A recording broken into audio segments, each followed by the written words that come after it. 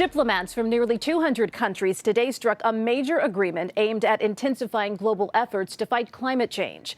It happened after 15 days of marathon talks in Scotland. But instead of celebrations, there's disappointment. Tough talk on reducing coal emissions, the worst greenhouse gas, have been watered down. CBS's Mark Phillips has the latest from Glasgow. This is what the nitty-gritty of climate diplomacy looks like. That's U.S. climate envoy John Kerry with his Chinese counterpart Jie Zhenhua. With this conference already well into overtime, it was supposed to end yesterday, delegates today were still trying to thrash out a concluding statement they could all live with. And we arrive at what I believe is the moment of truth. But truth had many forms here.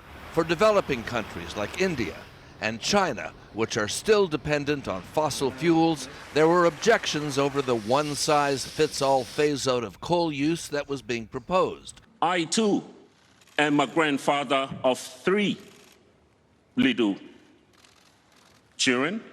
For delegates from island nations threatened by sea level rise, the amount of money being promised to compensate for the loss and damage that climate change is causing wasn't secure enough. But the Glasgow offer was the best one around. I will now be able to tell them that Glasgow has made a promise to secure them their future.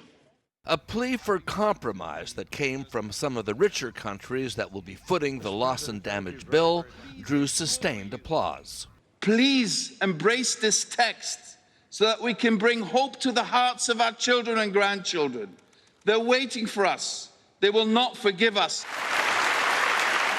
Among the measures being adopted here, that countries will make pledges next year to make deeper cuts in the greenhouse gases they produce, that financial aid to poorer countries will be doubled. In any negotiation, not everyone gets everything they want, and that was the message from John Kerry. You can't let the perfect be the enemy of the good. And this is good.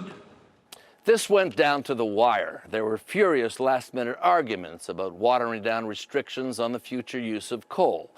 The catchphrase for this conference was, keep 1.5 alive. Well, the crucial 1.5 degrees Celsius limit on global warming still has a pulse, but only just. Erica? Mark Phillips, thank you.